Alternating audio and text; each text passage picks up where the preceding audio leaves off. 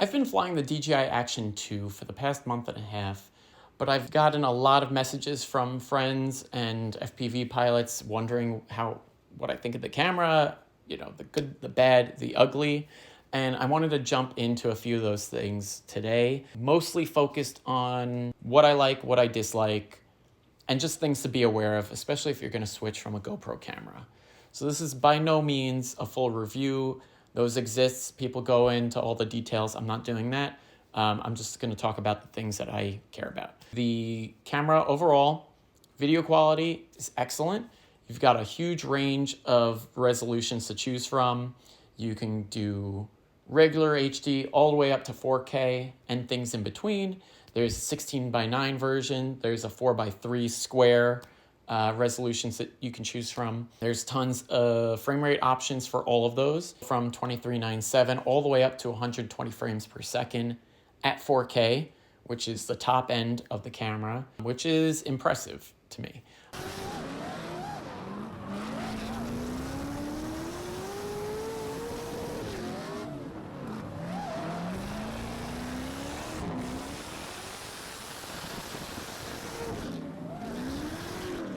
I'm coming off of a session 5, so my standards are a little bit lower than most people.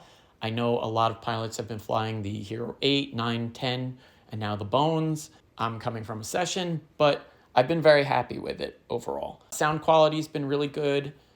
I don't use it for vlogging yet. I might give that a shot, but the quad sounds good, and I like that it kind of picks up little conversations here and there while out flying. I think it's fun, and it kind of adds to the experience. The things to really be aware of if you're thinking about switching over is that the workflow is completely different from a GoPro. GoPro, you can record onto a micro SD card and just pop it out of the camera, put a new one in, and you're all flying again. This camera is very different because it has a magnetic base.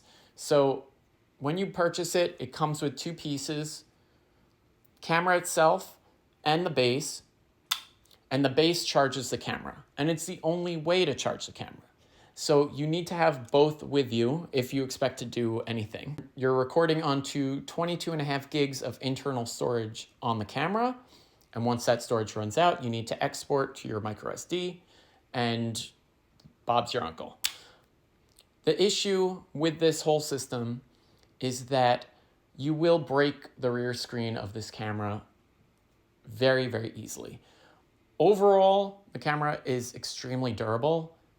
It has not broken in any way. I've crashed it 1,000 times. I've hit walls. I've hit concrete with it. It's always recording. That's not the issue. The issue is that the rear screen, for whatever reason, gives out very, very easily. So once you break that screen, you can no longer access the menu to do the export function onto the micro SD card. And you might be thinking, I'll just use the app and do it through the app. But you can't, because the app doesn't have that feature yet. So the only way to get your footage at that point would be via the app. And I've run into some bugs where it actually doesn't save to the phone, and then it marks the file as already downloaded, and you can't get the footage again, and you end up nowhere. And I literally had to borrow my friend's second screen to get the footage off. Which is why if you're going to do anything, and if you're going to switch to this camera or whatever, you're going to want to get a couple of them. You're going to want to have at least one that has the second screen. It's the more expensive of the combos, but it gives you all of the menu options that you'll need. So once you break your screen, you can always get to it on this. And that's really, really important. I think that's really the number one thing that I can tell anybody is do that, if anything. And if you're going to switch over and it's going to be your main workhorse, then you're going to probably want to get 2 or 3 of them because of the limitations with the internal storage, because of the limitations of the battery life, and because of the overheating that will occur if you leave the camera running too long, or you're charging it, or you're dumping footage and charging it. You need to give this camera a break, and it needs time in between to cool off. So right now I have 2 of these cameras, and as I'm flying, I'm charging the other one, or I'm dumping footage, or I'm doing both, and giving them some time off so that I don't run into any of these shutdown issues. So in conclusion, I don't want to scare anybody off. I mean, this is a great camera. I like it a lot. I think it's worth the extra cost. I'm definitely going to be getting a third one soon. That way I can have a little bit of a smoother time with it. But I want to know what you guys think. Have you used the camera? Do you like it? Do you hate it? And what are your thoughts?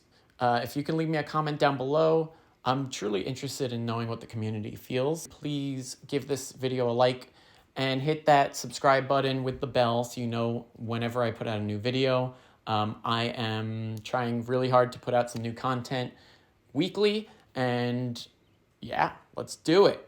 I need you guys. Thanks.